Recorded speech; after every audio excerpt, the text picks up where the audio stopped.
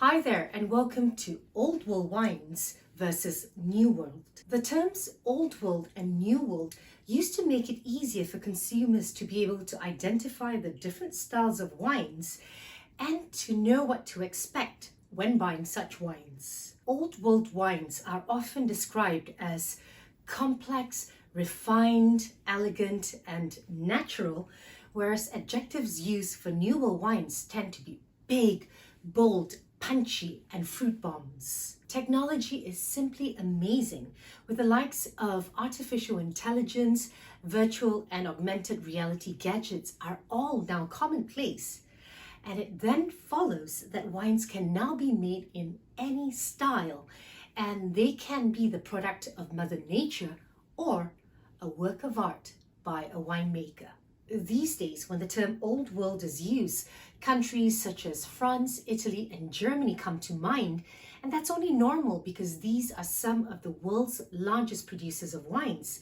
But the term also includes other countries such as Austria, Croatia, Greece, and Hungary. The New World, on the other hand, encompasses the likes of Australia, Argentina, China, Chile, Canada, New Zealand, South Africa, the United States of America, and South America.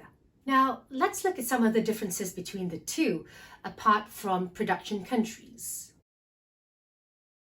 Probably the most important factor that distinguishes the Old World from the New World would be the notion of terroir, which simply translates into land. This philosophy stems from the belief that everything above and beneath the ground collectively contribute to creating grapes that are unique and, when made into wine, have a deep sense of identity that reflects the land that the grapes were grown in and cannot be replicated. This also follows that winemaking should be as natural as possible so as to allow the land to express itself, and human intervention should only be as necessary. Newer wines, on the other hand, are often regarded as the work of mankind. Old World wines were typically the result of tradition and circumstances that existed back in the day. One of the greatest examples would be that of food. A lot of Italy's wines are acidic and the rids tend to be highly tannic, but these complement their ultra-rich pasta sauces, which tend to have ample fats from guanciale or pancetta, cheeses such as pecorino or ricotta, or super umami-rich ingredients such as mushrooms, truffles, and tomatoes. If you've watched my videos, Can Wine Pairings Be Easy Parts 1 and 2, acidity cuts through fatty and rich foods and make them seem lighter. And this is one of the fundamental premise as to why Italian wines are so acidic, that is to pair with their local foods. And in case you missed out on it, I'll be adding a link to the videos up here. Another example would be that of climate change. Did you know that ice wine is actually an accident due to Mother Nature? In the 1700s, a crop of grapes froze due to unexpected frost in Franconia, which is in the Bavarian region of Germany, better known for beers. And the farmers, instead of losing the entire crop, decided to just wing it. So they pressed the juice of the frozen grapes and tried making them into wine. And ding! There you have it, the birth of modern ice wine. Newer wines, on the other hand, were the work of winemakers and modern technology, both in the vineyards as well as in the cellars. I use the word were because although that was how New World wine started off, that's no longer necessarily the case in my opinion. Piggybacking off the Old World's know-hows and wine practices, the New World adopted these traditions and made them better through technology, especially where these traditions were outdated or caused great inconveniences. A classic example would be the introduction of temperature-controlled fermentation vessels. Fermentation is an aerobic process where the yeast release carbon dioxide, and this generates a lot of heat. At some point of time, if the heat is not controlled, the yeast will die and the fermentation will stop. And that's simply because yeast cannot survive in excessively hot temperatures. In winter, on the other hand, there are times where it gets too cold and the yeast will then hibernate causing what we call a stuck fermentation. The introduction of temperature-controlled tools have remedied such inconveniences. Another great innovation that the new wool has brought about simply has to be the use of screw caps. This started in New Zealand due to severe cases of TCA or cork taint, which nearly destroyed entire vintages, and screw caps saved the day. It's now widely adopted all across the world.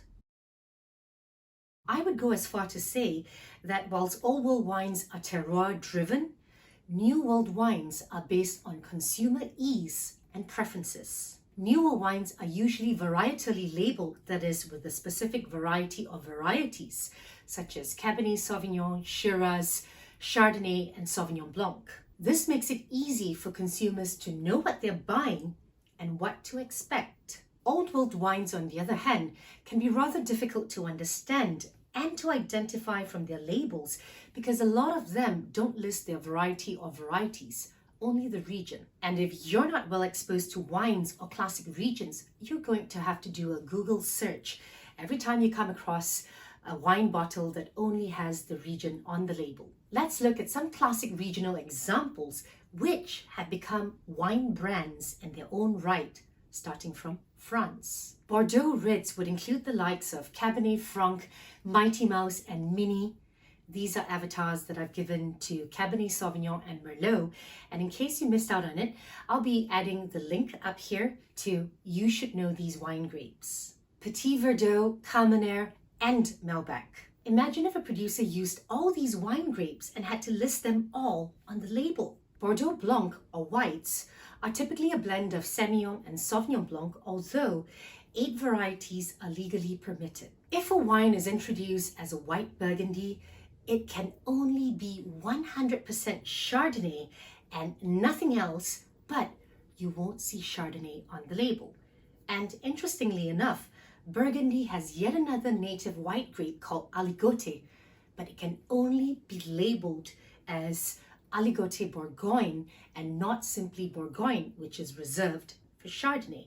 A red Burgundy can only be the Princess grape Pinot Noir and nothing else. So let's head over to Italy, where Tuscany is a great place to start to confuse wine newbies. Brunello di Montalcino and Morellino di Scanzano are both solely made from Sangiovese grapes, but you will not find Sangiovese anywhere on their labels. To make things even more complicated, Sangiovese goes by different names in these two towns.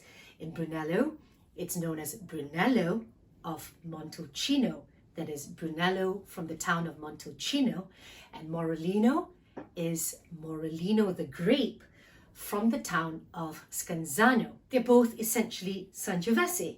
And here's a fun fact that can help you understand Italian wine labels better. A lot of Italian wines are labeled according to the local name for the grape variety, such as Brunello or Morellino, followed by the town that they're produced in, or the name of the wine, such as Lambrusco di Modena.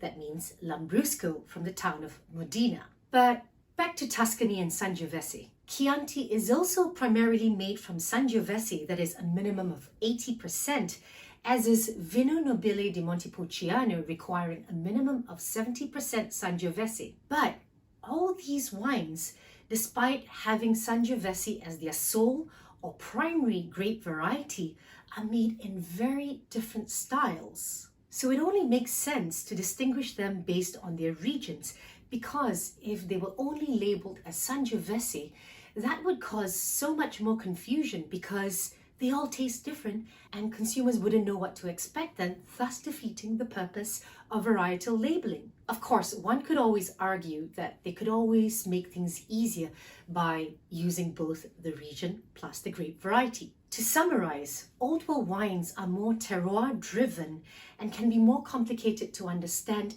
and, more often than not, pair better with foods. Whereas newer wines can be pleasurable to consume on their own as they're made in styles that consumers can easily understand and appreciate, and they're labeled as such. Fruity and uncomplicated.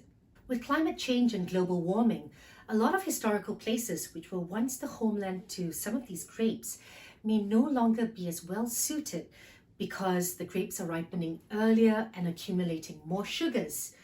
This translates into boozier wines with lower acidity, which may change the traditional regional style. There has been much debate as to how to combat these changes, including the exploration of new planting sites. As for the New World, more and more producers are emulating Old World styles as they are regarded as the classics, and the line between the two have become very blurry. Both can be equally as good.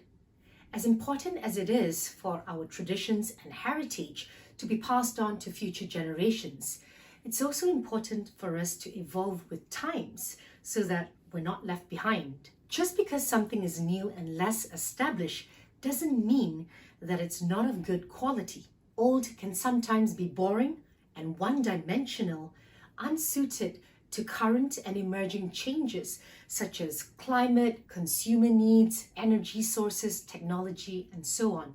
In my opinion, the best wine philosophy would be that which combines both tradition and culture with the need of modernization as necessary. And that brings us to the end of Old World wines versus New World. Do show me some love by hitting the like and subscribe button if you haven't already done so. Comment on this video and share it. And if you have any questions or clarifications that I might be able to help with, please feel free to send me a private message. Until next Saturday, here's to good health.